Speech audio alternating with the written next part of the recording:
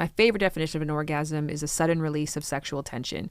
When you feel a lot of pent-up sexual tension and you do something that gives you a release. Sometimes that's through rapid contractions and a wave of euphoria. Sometimes it's just like a release, like all of a sudden you've had enough. So you can orgasm in your sleep, as I'm sure you have done before. So if you can orgasm in your sleep, that means you could, in theory, orgasm from someone touching your nose. Like in the right context, getting your mind in the right space, that's possible for you, right?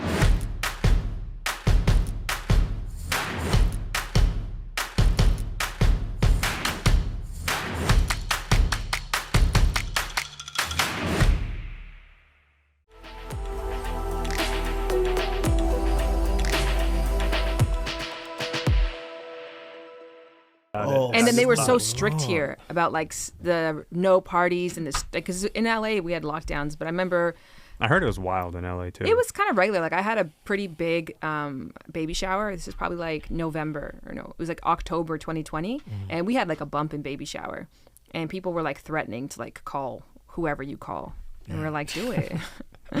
But yeah, I know that out here my parents were afraid to like have someone drop something off to the house because they're like, the rules say that you can't do this.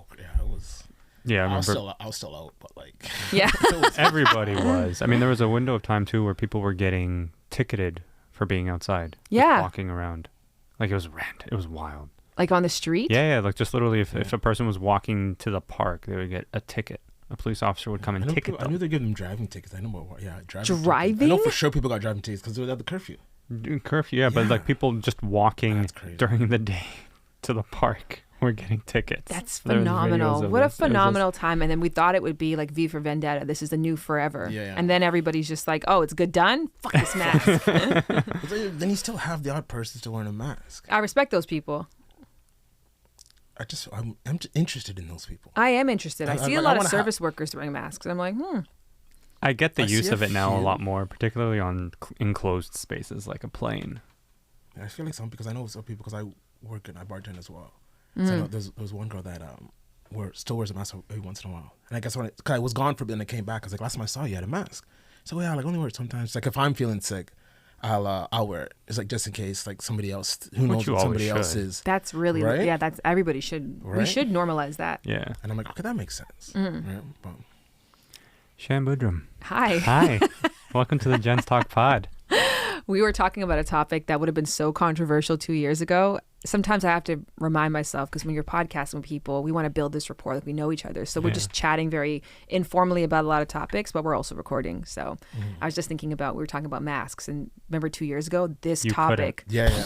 Yep. Your video would probably get removed and flagged for 100 different guidelines. You weren't allowed to disagree. Right. Which is a crazy thing. Because if you would have made that comment about, questioning people with masks a year and a half ago, you would have been an anti-masker and we'd have to hate you. Yeah. I'm glad that we have moved ahead and now we can be friends still. Yeah. Yes. But you were talking a little bit earlier before we started recording about relationships that happened during the pandemic. Yes. Okay. So you're Bumble's sex and relationship expert. Put a sound effect on that. And then you host the Lovers and Friends podcast. Yes, I do. Which I'm a big fan of. Oh my goodness. Are you just saying that to be flirty? Because it's really working. No, I promise you. I listen to the episodes. Oh, thank you so much.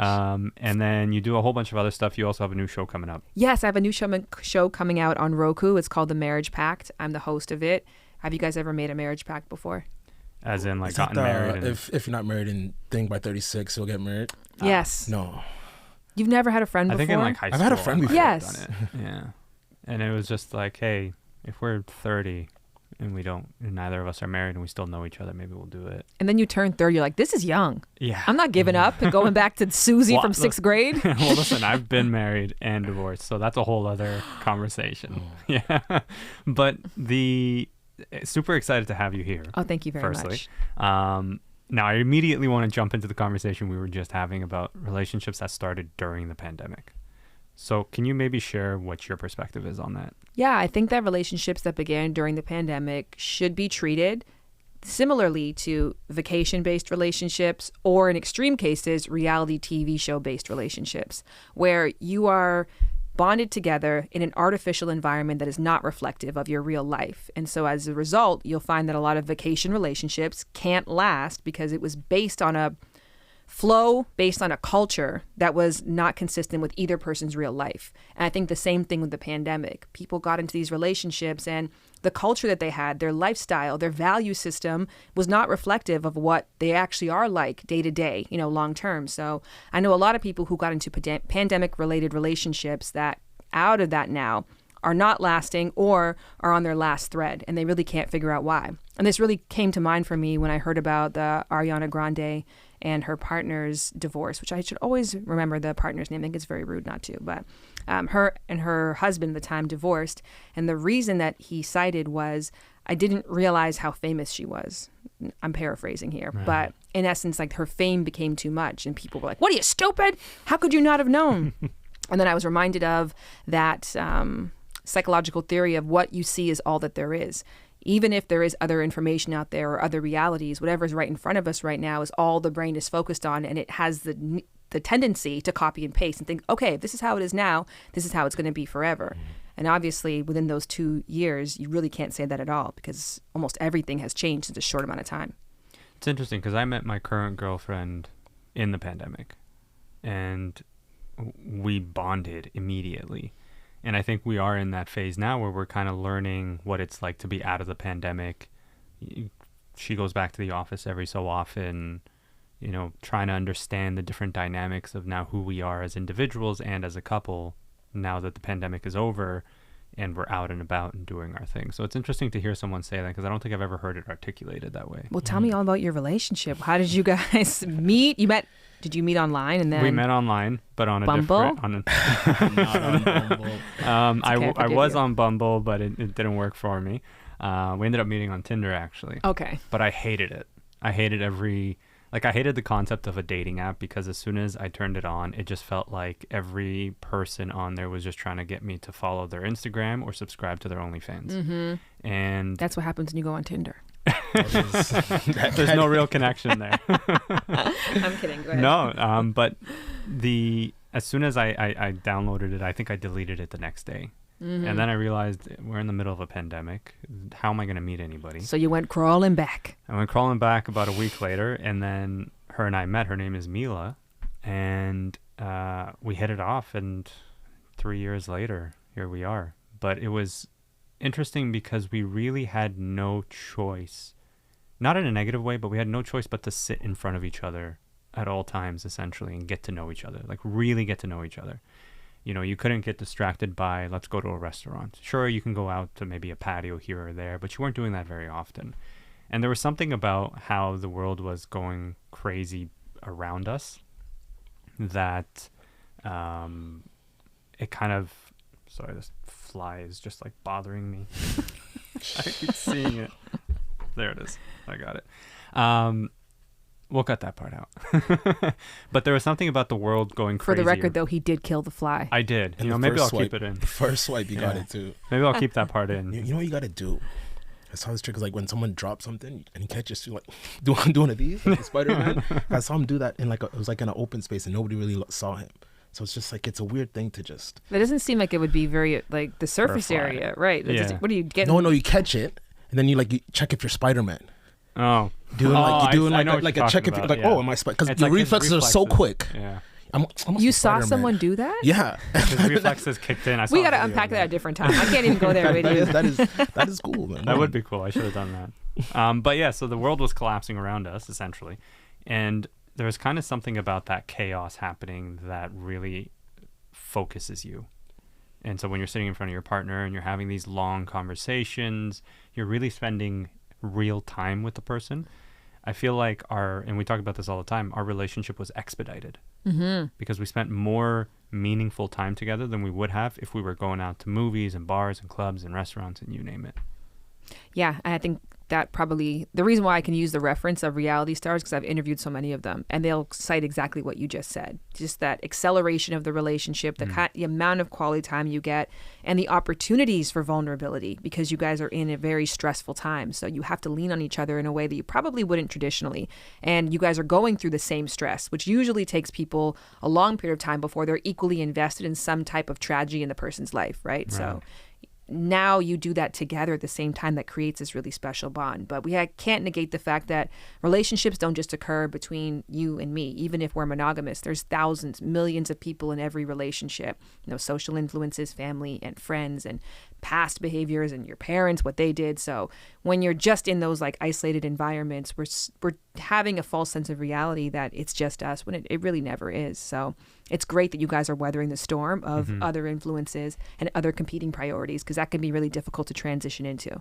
Well, yeah, the other competing priorities have become work, have become, again, the ability to go out and have those other relationships with friends and family, and priorities competing with one another and whatnot. So I definitely see how that's added a new layer to the relationship, where now we're trying to navigate that. But I always, whenever we come across one of those rocky moments or those turbulent times, it's always a reminder of, it's not me versus her, it's me and her versus the problem. Yes. And so we try to externalize what that problem is, put it to the side and look at it and go, okay, how do we tackle this together as a unit type of thing? And I find that that's always helped, because then it takes us both out of that you're at fault for something. Oh my gosh, yes. It's interesting though, as no matter how much you say that and rationalize it, when you're in an argument, you still get that, like I've gotten a lot better with my husband at apologizing in arguments, but it is going to be the stalest apology you have ever heard.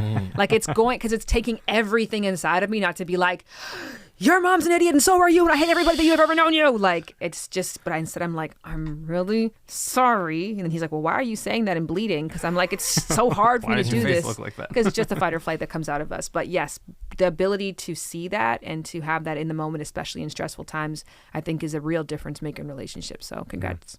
Thank you. So I want to know particularly what we're seeing in terms of trends in the dating scene. For the singles. Matthew, are you a single? Yes. Yeah? Well, that's the fastest you've said it since we've started filming a year ago. Well, okay. It's always, it's gotten progressively That was actually faster. pretty slow. I thought it was. And that's it's the still, fastest it's ever been. Yeah. It's good. We want a single here so that we got a case study. Here's my thing in terms of case study. I went to London last year. And I was like, I'm in London for a week. Let me just try these dating sites. I never really give them like a shot. Can you share their story with the accent? And oh no, I don't have a London accent. You can give it a little try, can't you? All right, so I was in London last year. I was in London last year. All right. Oh, for the whole story? Yeah. Oh, okay. So I was in London last year, right? And I can't do it. I'm not good at You gotta commit to it full time. Know. Just like jump into it. I was in London last year, right? And I went on all the sites, and so I'm terrible at. No, I'm. It got a little Irish. It did. I know I'm terrible. And Irish is hard to do, so that was good. I know I'm terrible at accents. All right, I'm gonna let you back out, Matthew. Just tell the story regularly. And somebody got me try them out, so I tried Tinder. It was Tinder, Bumble, and Hinge, and Tinder is like still Tinder. Tinder's been, I guess Tinder would have been for the whole time. So I was like, Tinder is boring. But then I found over there, like Bumble was like really. It's more interactive. I found like it was doing very well, like a lot more interactions with people that were genuine in Bumble versus Hinge there. Well, Bumble also, it's at least for me, it woman's was, first. Yeah, yes, exactly, and I like that because here I find it's Hinge. Yeah, Hinge more than Bumble here. So because when I came back, I was like, all right, well, let me stick on the Bumble because we're on Bumble here. Like, let me see what's popping. Like you get kind of used to being out for a little bit. I come back and I was like, Bumble's not really. It's not like it wasn't getting the same interactions I guess I felt when I got used to from when I was over there. When I go to Hinge and like it was like they flipped. Maybe it's just area. I don't know. Like why would I could see that? I could see the cultural consensus. I mean, it's usually I've heard from a lot of people that you go on the major apps and you sort of see the same players, right? You might be like, oh, I saw you over on Bumble, or I saw you on Hinge, I saw you on this. But I think that the culture of the people who are serious and looking for meaningful connections, they're looking for their kind. And I think when we find a space, sometimes it gets infiltrated by the people trying to take advantage of those people. Then you got to move somewhere else. And then you're there for a bit, then you can move back somewhere else. So I can totally see what you're saying, where there just tends to be more of a cultural favor towards one app or the other. But I don't think it's like consistent over time. Okay. Because I can see that, like, yeah, when I was dating, Bumble was like the place to be. And I think that now that the changes that they're making are starting to bring that community and crowd back. Because I think that we're all just trying to avoid the people who want you to follow their page and who are just looking for even if it's just sex, but at least a meaningful, reciprocal, ethical experience. I think that's where we're trying to go to find those people. This is what I didn't like about Bumble.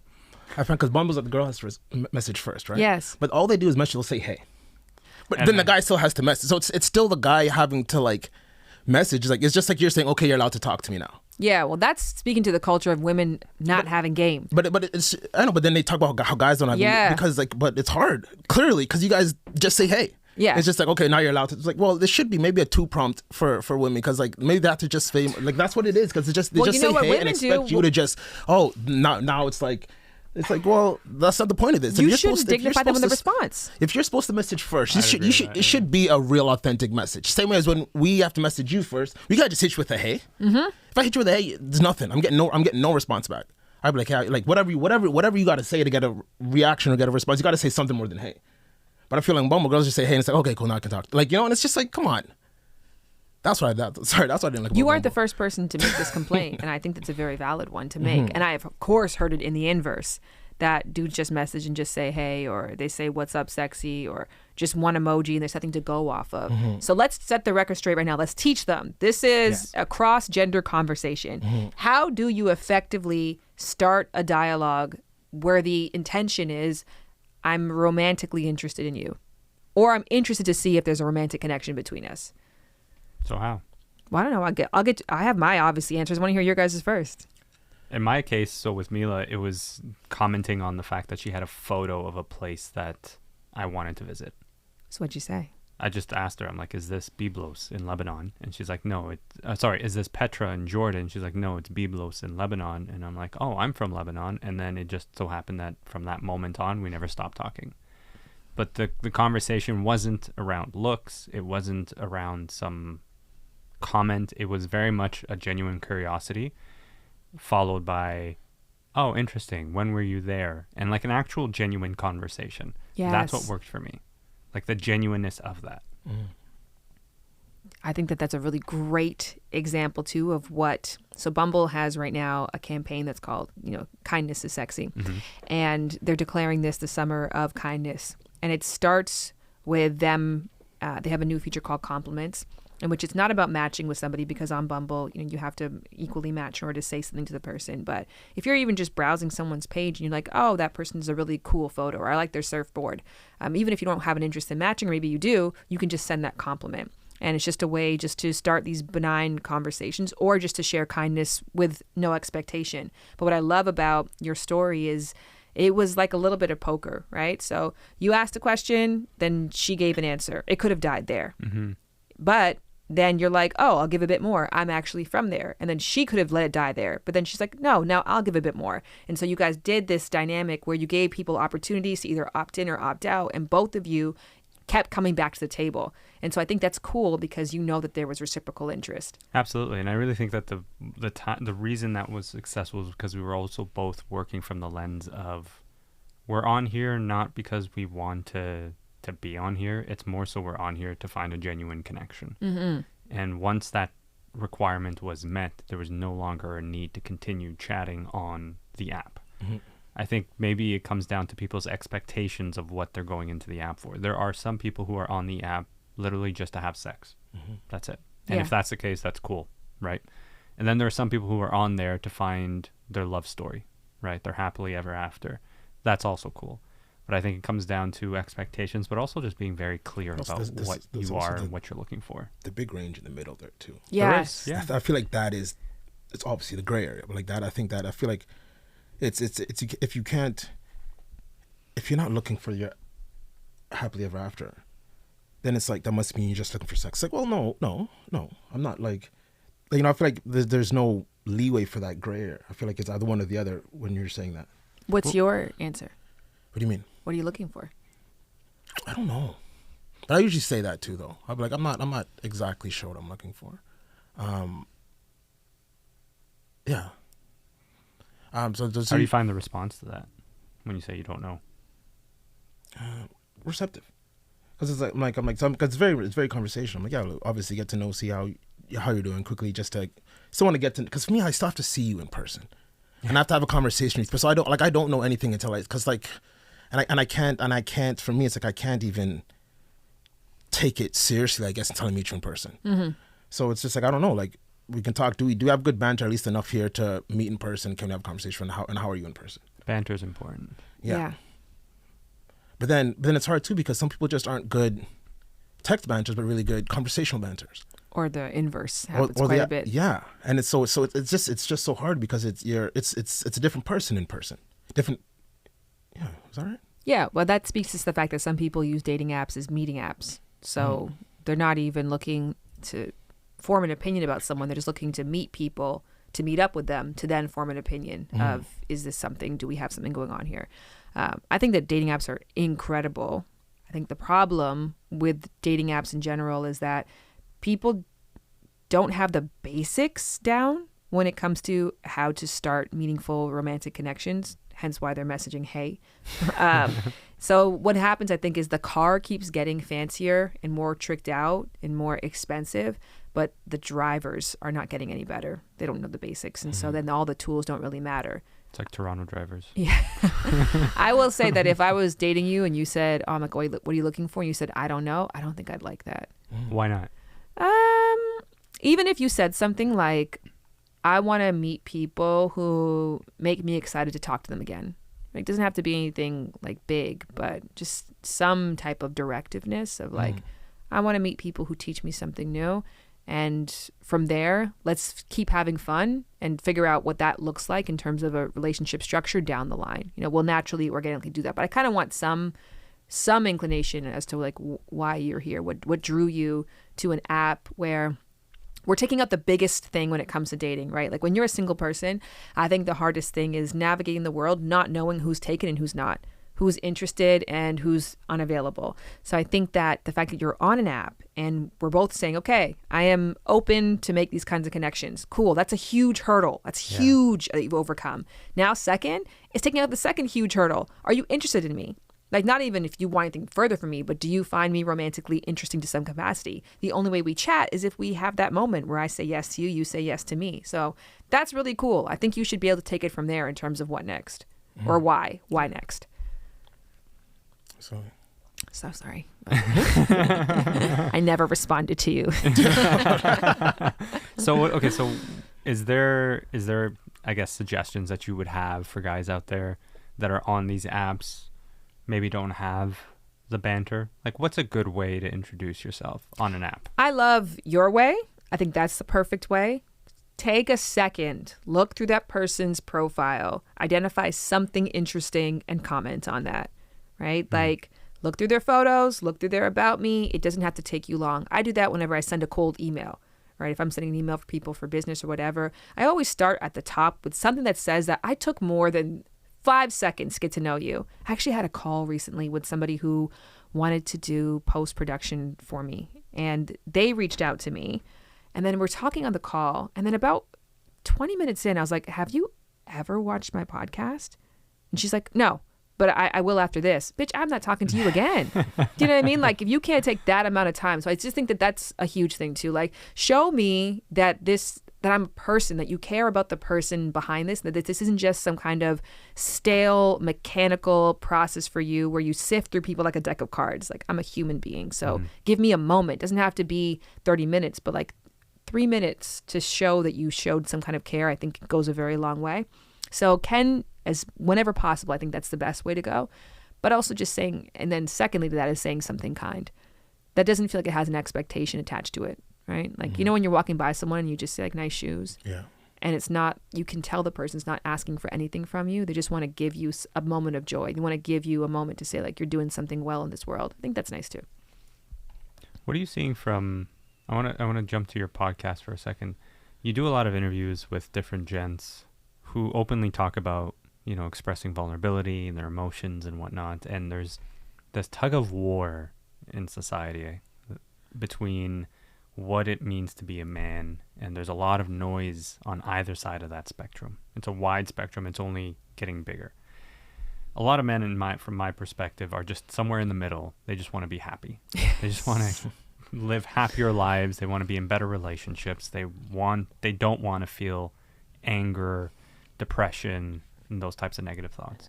But from where you're standing and the conversations that you have, What are you seeing in that space? Something similar. When you just said right now that the definition is only getting wider, I think that's really great news. I'm reading Sapiens right now. Have you guys read Sapiens? Yeah. Yuval, is that his name? The author? No idea. Yuval. I don't know Ariana Grande's husband's name, ex-husband's name. I don't know the author's name. But I listened to a podcast. I listened to The Knowledge Project and by Farm Street, I think. But one of the guests was a phenomenal guest. He's an angel investor. He recommended the book. And so I just went and listened to it. And so anyways, I'm at the point in the book where they're talking about gender differences. And so in essence, gender is a social construct, which it genuinely is, right? Like the idea of what a man is or what a woman is all just cultural by cultural based on, and a lot of it is informed by biological truths and norms that are not constructs, like that is what it is. But there are so many gray areas and nuances and descriptions that we culturally agree upon. So I think it's normal for men to say, I don't agree with that, or I really agree with this, and, find and create their own definition somewhere. And all of this is okay. Like, we don't have to have a singular unified definition of what a man is supposed to be. Like, I don't think we should have one of what a woman is supposed to be either. And I don't know what the value is in that. I guess there was value years ago when you had very limited social roles, and so you had to be more stringent about social definitions of what fits in those roles. But I don't know. I think it's okay to be flexible. What do you guys think? Go ahead. Absolutely, because everybody's different, right? And everybody's raised differently, so how you are raised is going to really affect and even people put genders towards certain things and activities. How could inanimate objects, it's how does that work, right? I just think that we are just ourselves, and it doesn't really matter who thinks otherwise. And that's the thing, is whenever we even have the conversation about what's masculine and what's feminine, I find that people don't even really know what they're talking about. They just they're make it a man is authoritative and a woman is nurturing, but a man is also protecting and providing. That's nurturing, isn't it? And right? You'll have the same action, but if it's a guy, it's this, and if it's a girl, it might be that. But it's the exact same. It's the same, yeah. Right? Maybe assertive. Someone's really assertive. It's okay, that guy's strong, masculine. And then if it's a female, super assertive, it might be might call her bitch or something like that. But it's the same action. Why is one applauded or not applauded? Or why is how's one masculine, one's feminine? It's the same person, same action. Right, and the woman's a nag, and the dude is power. I mean, all of it just to say that I don't think there's any clear-cut definitions. We've all again socially agreed upon what does feminine and masculine mean, but I don't really know what the value is of being I'm 65% masculine and 35%. It's bad math there. Is that good math? That might have been right. 35. Bitch, yes. That to be said, I think these conversations are interesting because I think that you should hear all different kinds of perspectives. I do think it's obviously culturally important to feel like you belong to a particular group. And so if you're being ousted by a group because you're not exhibiting enough qualities that they've agreed upon as masculine or so forth, then it is important to assimilate. I think we're social animals. We have to care what other people think. And so hearing different people's perspectives on these norms that are very apparent in our society and probably will be for a long time is not a bad thing. I don't shy away from the conversation. I don't think it's stupid. I just really... I don't know. I don't have so much skin in the game where I'm this is the right way. I think it's beautiful what you said. If your goal is to be a happy, well-adjusted person who doesn't struggle with depression, who feels like they're good to others and in return people are good to them, to me that makes you a real person. And that's what's most important in this world. Well, it's interesting because anytime I have this conversation with other guys, when I tell them things you can still be a strong, powerful man and still express vulnerability, still express to the people closest to you in your circle that it's okay to not be okay, that, your relationship is failing. It's okay to confide in your closest friend, in a therapist, in your family. That somehow, for them, feels like it's taking away from their masculinity. And in some cases, when you have that conversation with them and you sort of break it down for them, in really simple terms, let's say you got fired from your job and now you're feeling anxious on the inside. Does that somehow mean you're less of a man because you're feeling anxious and you admit to it? No. And you see this realization come across them. They're like, oh, I've never really thought about it that way, because as guys, we're quick to associate anger as the only emotion that we know how to convey. And when we had JP Sachs on, he talked about how guys often they assume, when it comes to intimacy, they associate intimacy with sex. And if they're not having sex, they don't know how to be intimate with a partner. And the minute they realize that you can be intimate with your partner without actually having sex, without it being physical, again, it's like unlocking a whole new world for them. Yes. You know what I've been talking a lot about recently is decoupling sexual pleasure from orgasm, and this concept for men in particular, because women are encouraged to do this through erogenous zones, right? Like through the conversations around foreplay that are constantly having, but even further to that, like self-care and subjective well-being and catering to yourself, or massage, touching yourself. And so the way that a lot of women learn about their various erogenous zones, or they work really hard at decoupling sexual pleasure and satisfaction from orgasm only, is through long masturbation sessions that are explorative. So it's like spending a lot of time on your neck, or on your temples, or whatever it is, and your shoulders. And so I was having this conversation with a male sex coach, and I was like, well, how do men do something similar? Like, how do you find out that for you it's really erotic when somebody massages your armpits? Like, how are you supposed to find that out? And he's like, men should do the same thing. I was like, can I imagine a dude just like spending an hour naked in front of the mirror, just touching his armpits and be like, does this feel good for me? And why not though? Right? Like, if it's your body, like, I think that I had a partner like that before who just only saw sexual interactions as meaningful if they were moving rapidly towards orgasm. So if you were kissing like or they're teasing, aiming for a target. yeah. And so if you're spending a lot of time like on their arms, they're like, I'm not going to orgasm from this, so let's get through this and get to the thing that's going to get me there. Right. It's like, that's not what sex is about, or what it has to be about. So I think it's interesting in terms of what you were talking about and broaden the definition of intimacy. Even if we just talk about sex as a form of intimacy, we can also broaden a definition of what does pleasure look like within that framework. You were quick to say no. Why? What was it saying no to again? Massaging yourself naked in the mirror. Oh, slowly. I agree. Like, yeah, I'm saying you agree that you don't see men doing that. That's what I was going to say. No, Well, you don't. do it. I could give it a shot.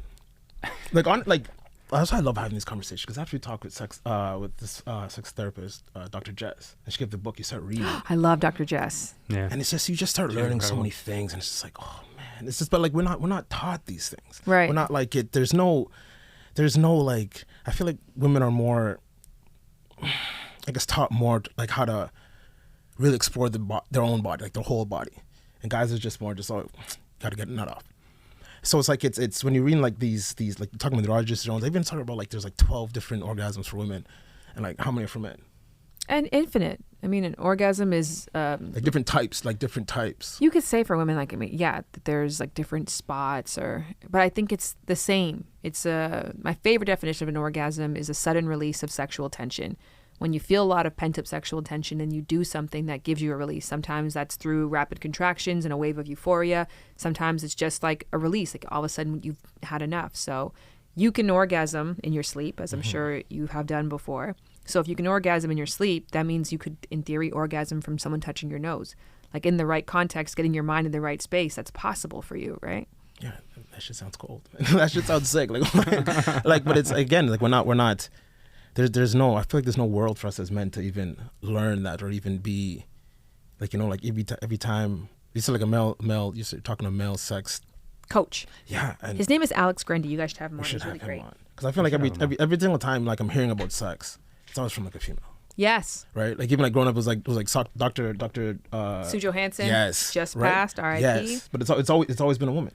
Right? So it's just like, and then it's and I find like it's always been more like how to, it's never, like when you're talking about pleasing your own, like pleasuring your body, it's never really talking about men. Like it's never really talking about like try to find your erogenous zones on yourself and take time and like when you masturbate to really like make it a moment.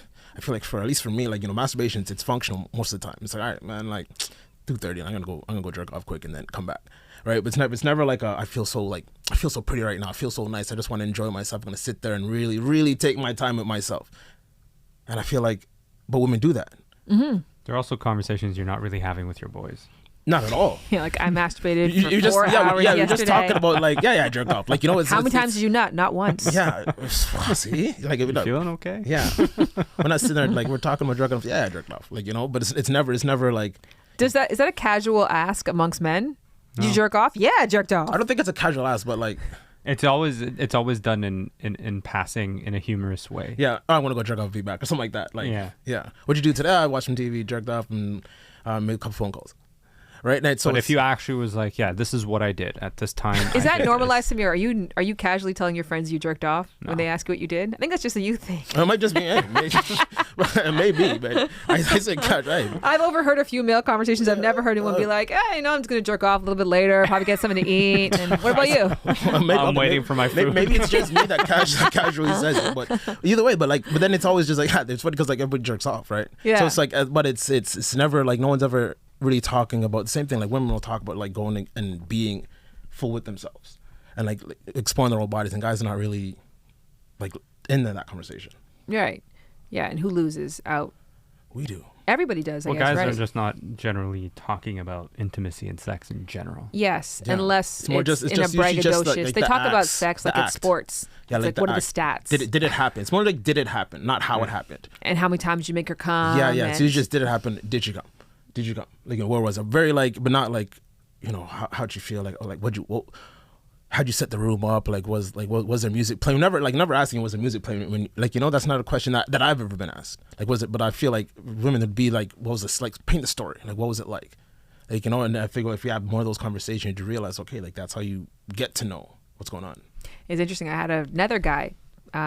I do Too Hot to Handle on Netflix, and the other expert on there, who's a male sex expert, you should also have him on here, is Brendan Durrell, and he was saying that the first time a woman asked him for consent, it was mind-blowing to him. It was like, and it's something that you didn't even realize you've never been asked before until you're asked it. You're like, wow, I've never had somebody ask me before, like, is it okay if I touch your penis?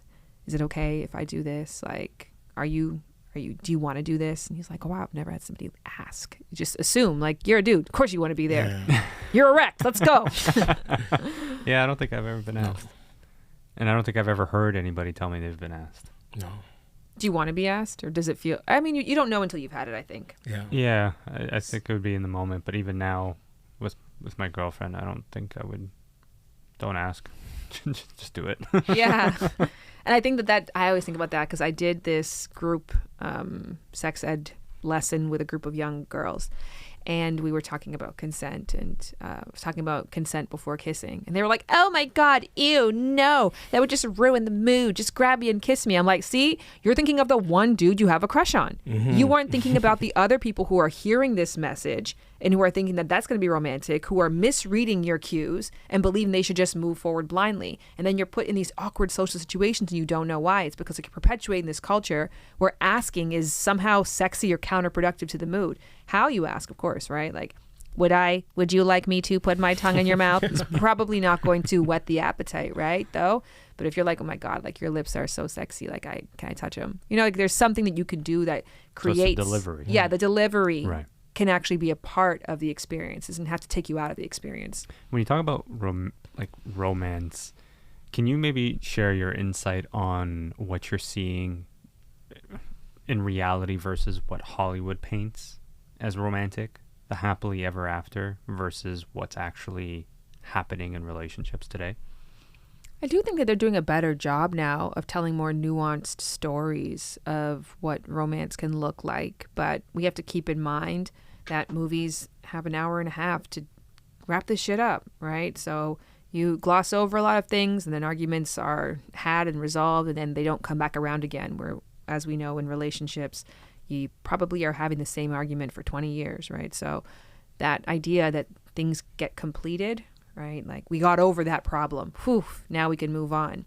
I think a big aha that I had actually while making a podcast with another male guest, I was speaking with, I'm just name dropping like a motherfucker, Nick Vial. And we were talking about safety within a relationship. And I had the aha, and I'm like, safety is not the absence. And this is the Hollywood thing. So I'm going to get to the answer to your question. I think the Hollywood conception that they tried to portray is that once you get into a good relationship, you'll no longer feel insecure. You will no longer have trust issues with the other person. You will no longer feel doubt. You will no longer feel fear. And I think the truth is, once you get into a good relationship, you'll be insecure, but you can manage that with the other person. You'll still have fears, but you and that person will work through those fears together. And there's no finite answer to that, right? There's no like, okay, good, we got over our insecurities. They're going to keep coming up one after the other after the other. It's not the absence of, but it's the ability for them to be present and for that to be okay, and for someone to say, I love you still, and I'm still here and in this with you.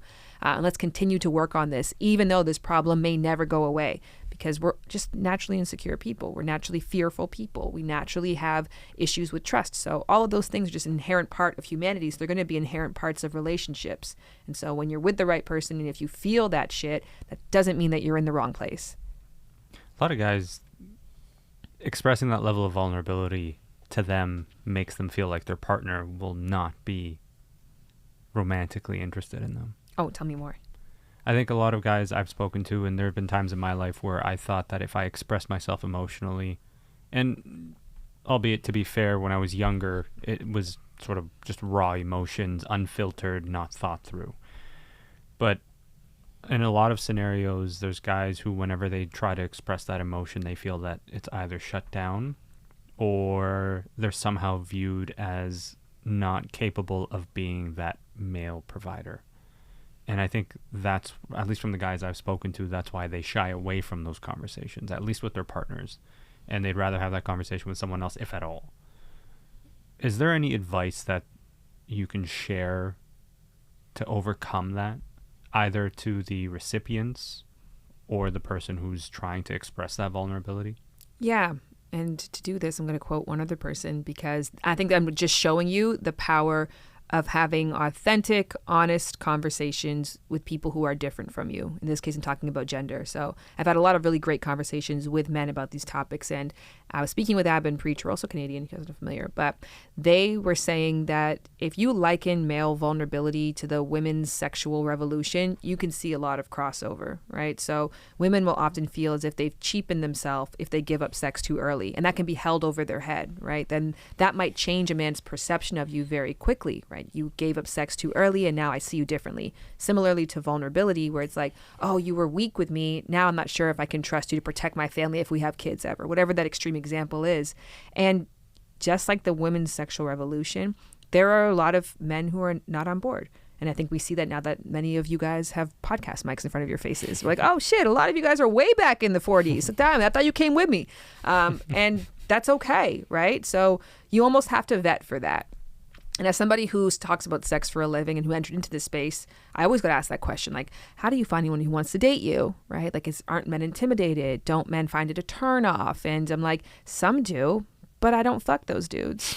You know what I mean? I would know pretty early on, and I have to vet for that. So I have to be aware of the quality of life that I want to have, of who I am, how that goes against cultural norms, and be on the lookout for people who are not down and haven't done the work. And I think, unfortunately, similarly, I think men have to do that too. Okay, I want to show up authentically in my relationships. I want to cry. I don't want to always be strong. And I think that not being strong is a strength, because I'm willing to say I need help and I want to get better. And I trust you enough and respect you enough to be part of that process. That's cool to me. That's intimacy to me. Have you done the work to see it the same way? Or are you still back in the 40s? You know what I mean? Mm. I don't know what that questioning sounds like. Like, what do I say to that? I know what it sounds like for me in terms of trying to see, are you on board with me? Are you part of the sexual revolution? Like, do you look at my understanding of my body as sexy? Do you look at my joy and delight in my body as something that maintains my purity in a very different form? So I have to do that work there. What does that look like for you guys to ensure that you have safe spaces? And I hate that, because it puts the onus on you to look for those where, I mean, don't get me wrong, I'm doing my part as I can to try to get women to understand that there is a lot of work they have to do. We had an episode on Lovers and Friends that was all about male vulnerability. And the basic crux of it was that so many men have tried it the way that society is pushing it down their throats. Like, be more open, be more vulnerable. And they did, and they got burned really, really bad. Yeah, use it like, it's like time to look at, then they'll use it back against, oh, and that time you were crying about this. Is like, what do you, like, what does that have to do with anything with this? Yeah. Like, how, like, it's like, how dare, like, it's just like, I would open up to you. And now that this is an argument about something else, you're going to use that, like, I'm not saying nothing ever again. Like, you know, that's where the process comes from. And then there's also the component of, if, let's say, you come to me and you tell me, not specifically you and I, but if you were to come and tell me, hey, I tried to be vulnerable with my partner last night and express that I'm anxious, I'm nervous, whatever the case may be, and she threw it in my face, it's like the rest of us go, oh, see, that's why we don't do that. Yeah. Yeah. It's like, oh, yeah, see, remember that happened to that Told guy? you not to do it. That's the then you start generalizing. They're all going to do this. Like, there's no point even doing it, because I'm just, that's where it comes from. Like, they're not going to like it because it happens when you just like shut down. It's like, you got to just keep going, I guess. I guess if you think about, it's the cost benefit analysis, right? The cost of that was you had this embarrassing moment where the person threw it in your face. But the benefit was maybe you felt more intimacy with that person. You felt more intimacy with yourself because you said something aloud for the first time and you realized how you actually felt. Maybe you were less stressed about it. Maybe that sparked you to have an important conversation that you didn't even know you had to have with someone completely different. So what was the benefits of opening up in that way? Yeah, the cost was this. I mean, I do this for a living online. Y'all know how many times I'm vulnerable for a living. And it's so interesting to me because I whatever I post, there'll be some comment underneath there where someone resurfaced an old video or an old piece of content or something I said before and threw it in my face. I'm like, as if I didn't press record and publish. You know what I mean? Like I know what I said. I know what I said, and I put that out there for a reason. But I think that the cost of me sharing is that people use it against me or try to find ways to bring me down. But the benefit, I've built a career and a life, and I've built a community of people who trust me and who have modeled themselves after that and have had amazing benefits. I've gone to therapy and are closer to those markers of joy and of peace and of being a good person who feels that they are willing and deserving of goodness from others. So yes, the cost is that once in a while I have these annoying interactions with people online, but the benefit is so much more. And you could do that in a micro way. When you have those instances, oh my God, that's annoying. I didn't realize this person still had some work to do. It's on them, right? Mm. They fell back into a corner and they went back to their old programming. It's like when your computer is messed up, it's like, you remember Windows used to do that? It's like, I'd like to restore to Windows 97. You're like, yeah, it's 2010 now. So they did that. They got into an argument with you and they're like, I got to go back to my old programming and default to that. And then they said something stupid and they threw it in your face because they thought that would hurt you. And maybe it did. That's just more of a reflection on that person. And even though that sucks, I think if you thought of the total experience, you might be like, yeah, that's a small price to pay from what I gained in return. Hopefully. I think it's interesting because we're actively trying to change the narrative around men being okay to share those conversations, have those conversations rather with their partners or with their therapist or with their closest circle of friends, and that it doesn't somehow take away from their masculinity, right? I think a lot of guys who are in the middle, to go back to that, are still kind of like, I don't really want to deal with the societal noise of what it means to be a man. This is just how I am. But I still want to improve day by day. I want to get better at that. And what we're hoping to achieve is by having these conversations regularly, people can hear these differing perspectives on the same topic and go, okay, this is how this resonates with me. This is why I can go home tonight and have a conversation with someone. I mean, we see the DMs, we see the messages of like, hey, thanks for posting this. I went and I had a conversation with my partner. Hey, I saw this conversation with so-and-so. I was actually having thoughts of harming myself. I'm realizing that there's a benefit, there's a light at the end of the tunnel type of thing. What are you doing through your podcast, through your work, to further encourage those kinds of conversations? Because you've said that you have so many of these talks with men about vulnerability. Yeah, I think that there's beauty in the work that you guys are doing, and I hope that I'm contributing in the ways of making people think. I always say that the purpose of the work that we're doing isn't to prescribe and diagnose. One, we're not licensed to do that. And two, there's no value in me diagnosing a person I've never met before. Hello, internet stranger. Instead, we're just trying to start jump off points for you to be like, that's an interesting point. How do I feel about that? I think just providing opportunities for people to think about life in a very different way. I think with the masculinity conversation, things similar to women have to constantly do this. I mean, we all do. We're social creatures, try to fit ourselves into these boxes of social norms. And it's acknowledging the trade-offs that you're making and then accepting that not everybody is going to be on board with your definition. So I'm going to just give a loose example of this. I'm swearing a lot in this podcast, right? Cool. Many men do not view women who swear as being very ladylike. I am aware when I'm saying like, I don't fuck those dudes, that that is like decreasing my validity of being a woman in some men's mind. She's not very ladylike. that's okay. I'm making that trade-off consciously, right? I have a definition of what womanhood is that I fit inside perfectly. I don't walk around all day wondering or not if my femininity is in check or if I would make the cut. I've already accepted myself. Whatever I do, this is an identifier that I feel very comfortable and safe within. I feel very whole within. I can stretch out and it's flexible. I also acknowledge, though, that that's my definition. I don't live on a solo island. You may not see me as very womanly if I'm doing things outside of the usual tropes of what a woman is, and I'm okay with that trade-off. Similarly with masculinity, you can for yourself decide, and you have to do that. Okay, what is the identi me? I identi me as masculine. No matter what I do, I'm masculine. If I cry, if I throw a tantrum, if I give birth to a baby, that's still masculine to me. I'm never going to let myself lose that identifier because it means something to me or just because I feel like I've earned it, whatever your reasoning is. But how do people identify me? That I don't have the control over. And if I'm choosing to do things that maybe aren't traditionally associated with masculinity and some people choose to see me as a result of less masculine, I'm okay with that. Who cares? Right. You might care if you're sleeping with that person and you really care about their opinion of you. But then I would question the person that you're with. Why am I trying to, why would I be with the kind of person that would think that? Yeah, that's it. Yeah. So ultimately it comes down to if the person that you're talking to doesn't, like if you're conveying that vulnerability or you're expressing yourself and that person is not reciprocating it or receiving it in a nice way, then that's not somebody you want to even be having that conversation with to begin with. Yeah, that's on them. That's not a partner you want to be with. Yes, it becomes a weed out.